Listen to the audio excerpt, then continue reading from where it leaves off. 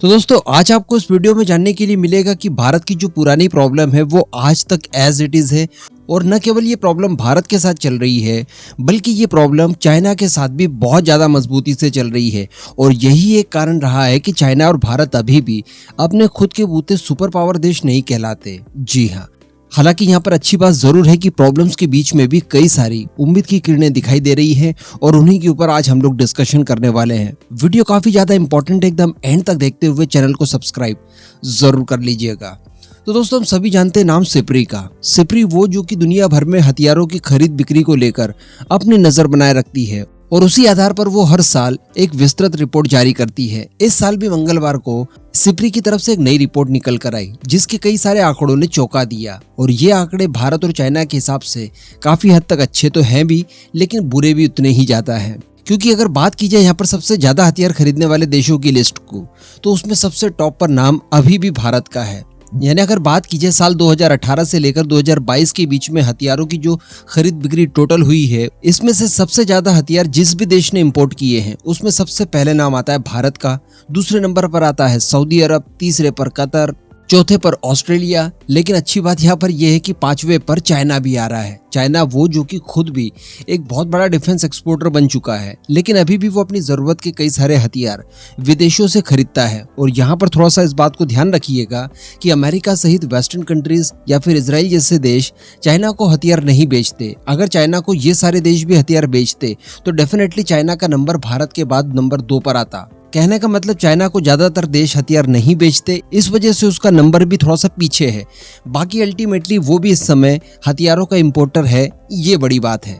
अब इन सब आंकड़ों से ये अनुमान लगाया जा सकता है कि जब तक आप अपनी जरूरत खुद के बूते पूरी ना कर ले, कम से कम डिफेंस सेक्टर में, तब तक आप एक ट्रूली सुपर पावर कंट्री नहीं बन सकते। अभी रशिया का एग्जांपल ले लीजिए। अगर रशिया को भी बाकी सारे हथियारों को डेवलप करने के लिए दूसरे देशों की जरूरत पड़ती या कुछ हथियारों को बाहर से खरीदना पड़ता, तो क्या रशिया अभी तक मजबूती से इस युद्ध में खड़ा रह सकता था? नहीं, बिल्कुल भी नहीं। क्योंकि उसके ऊपर इतने सारे सैंक्शंस लगा दिए गए हैं कि ऐसी परिस्थिति में दूसरे देशों से हथियार खरीदना संभव होता ही नहीं उसके लिए।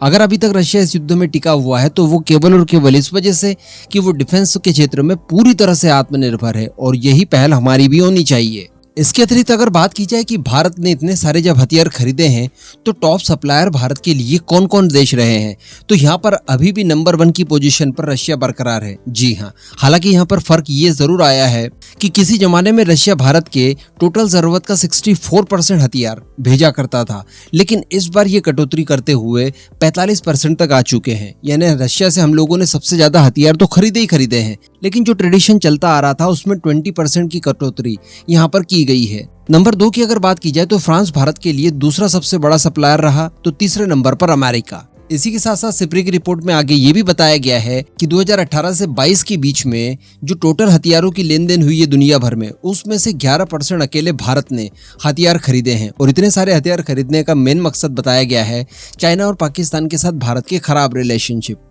हालांकि यहाँ पर एक और अच्छी बात रिपोर्ट में बताई गई है, जैसा कि अभी हम लोगों ने लास्ट पॉइंट डिस्कशन किया कि हमने रशिया से सबसे ज्यादा हथियार तो खरीदे, लेकिन जो किसी जमाने में खरीदा करते थे उसके मुकाबले 20% की गिरावट आई है।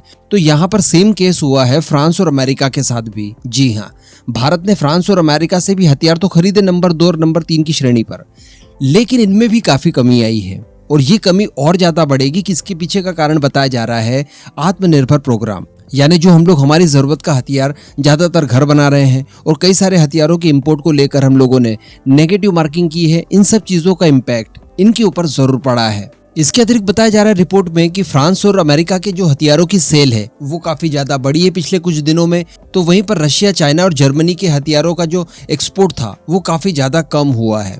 इस रिपोर्ट में पाकिस्तान को भी मेंशन किया गया है। जी हाँ, और कंगाल हो चुके पाकिस्तान ने अपने हथियारों का जो इंपोर्ट था वो 14% बढ़ा दिया है, और चाइना द्वारा सबसे ज्यादा हथियार पाकिस्तान को ही बेचे गए हैं। तो अब स्थिति आपके सामने है। अभी तक भारत काफी बड़ा निर्यातक देश बना बैठा है हथियारों का।